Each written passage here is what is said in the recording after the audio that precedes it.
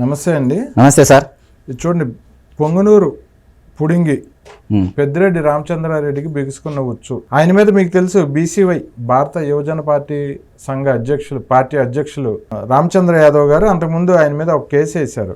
ఈయనకి చాలా ఆస్తులు ఉన్నాయి, ఎన్నికల అఫిడవిట్లో ఈ ఆస్తులు ఏమీ చూపించలేదు అని, ఇంకా ఆయన చూపించిన ఆస్తులు ఏమేమి ఉన్నాయో అవన్నీ ఆధారాలతో సహా కోర్టుకి ఇచ్చారు. సో ఆ కోర్టులో ఆయనకి నోటీస్ ఇవ్వటం జరిగింది. దీనికి కౌంటర్ వేయమన్నారు.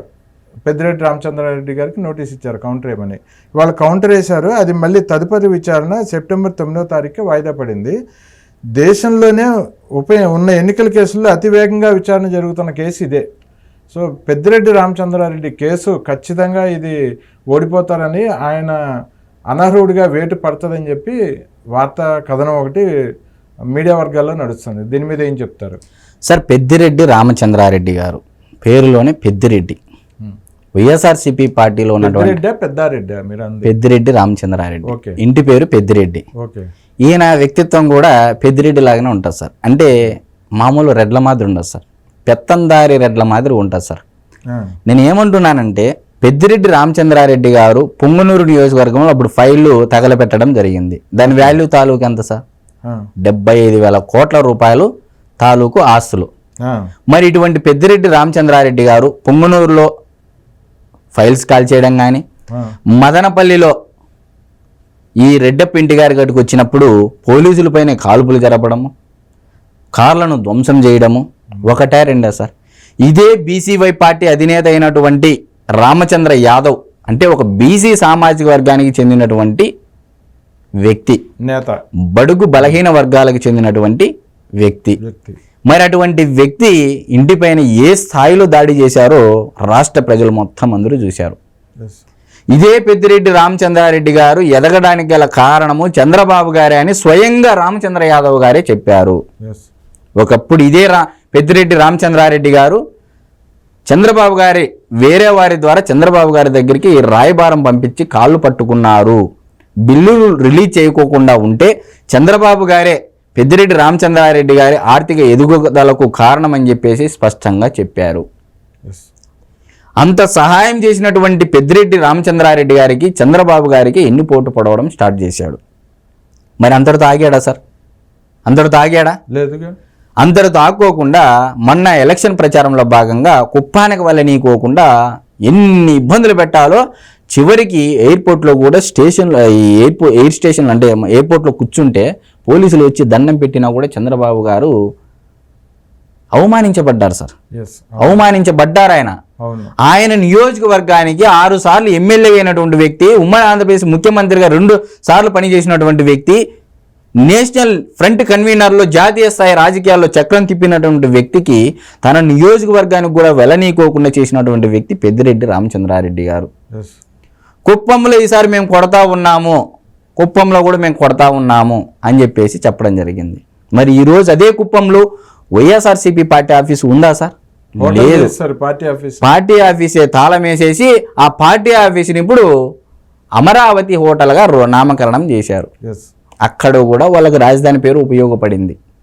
ఇవన్నీ నేను చెప్పే సొంత కవిత్వం కాదు సార్, ఇవన్నీ జరిగినటువంటి వాస్తవాలే. మరి ఈరోజు మీరు ఏమంటున్నారు?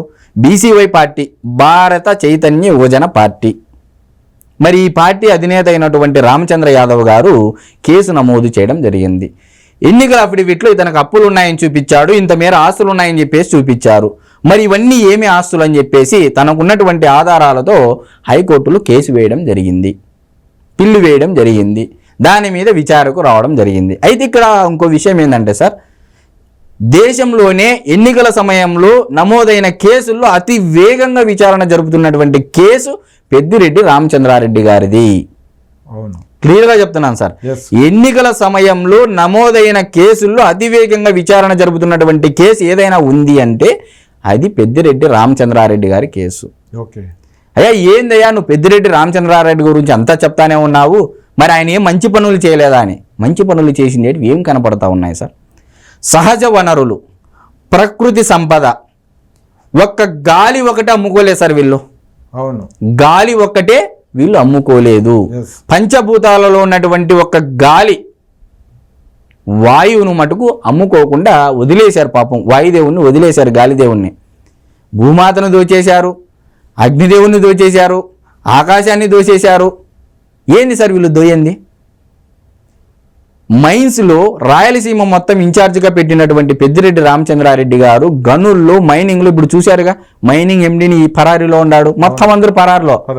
మరి ఎందుకు పరారయ్యారు? మీరు తప్పులు చేయనప్పుడు ఎందుకు పరారీలో ఉన్నారు? ఎందుకు సార్?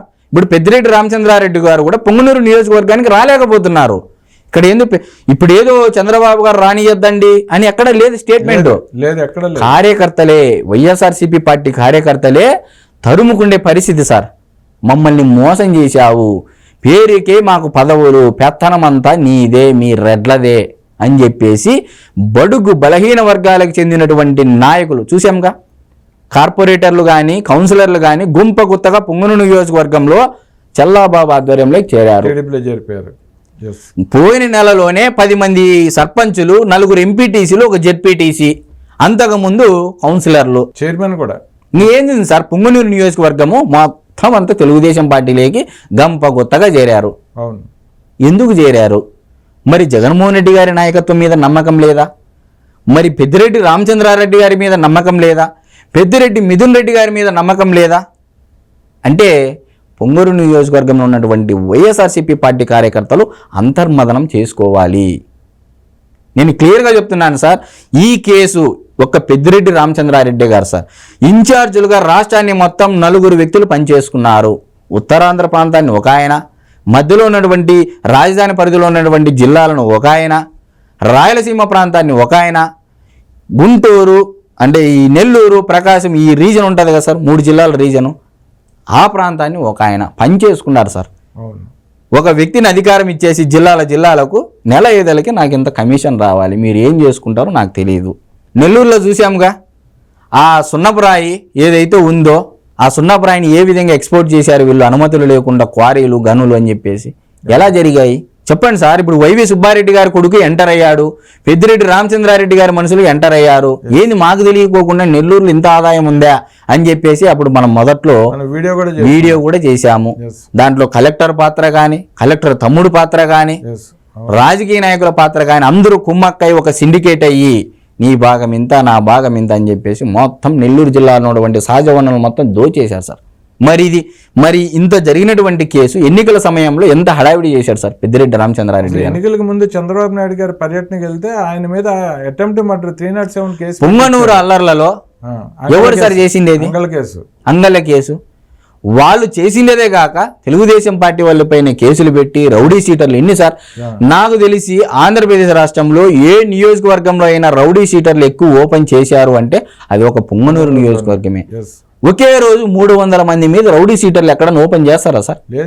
ఒక రౌడీ షీటర్ ఓపెన్ చేయాలంటే విధి విధానాలు ఏంటివి సార్? ఏ స్థాయి అధికారి దాన్ని రౌడీ షీటర్ ఓపెన్ చేస్తారు? ఇవన్నీ మనం గమనించుకోవాలి కదా సార్. నేను అదే చెప్తా ఉన్నాను. మరొక్కసారి పెద్దిరెడ్డి రామచంద్రారెడ్డి గారి యొక్క కేసులు త్వరగా తేల్చాలి.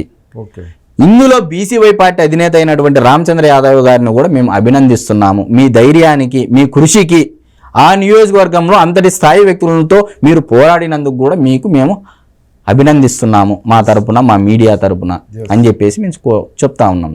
ఓకే అండి, మంచి విషయాలు చెప్పారు. పెద్దిరెడ్డి రామచంద్రారెడ్డి మీద అయితే వేటు పడే పరిస్థితి అయితే కనిపిస్తుంది. ఖచ్చితంగా పడుతుంది. అనర్హత వేటు పడుతుంది. ఎందుకంటే ఎన్నికల అఫిడవిట్లో ఆస్తులు చూపించలేదు కాబట్టి ఎన్నికల కమిషన్ కూడా దీనిపై వేగంగా చర్యలు తీసుకుంటా ఉంది. అది పరిస్థితి. పెద్దిరెడ్డి మీద వేటు పట్టడం ఖాయం, బాబు గారు ఎమ్మెల్యే అవటం ఖాయం అక్కడ. ఖచ్చితంగా పొంగనూరు బాబు గారు మళ్ళీ ఉప ఎన్నిక వచ్చినా కూడా ఆశ్చర్యపోవాల్సిన పని లేదు. అక్కర్లేదు, ఈయనే అభ్యర్థిగా ప్రకటిస్తారు. ఇక ఆయన్ని వెయిట్ వేసారంటే ఈయన అభ్యర్థి అవుతారు. ఆల్టర్నేషన్ సెకండ్ పర్సన్ ఈయనే. ఓకే ఓకే ఓకే అండి, థ్యాంక్ యూ అండి.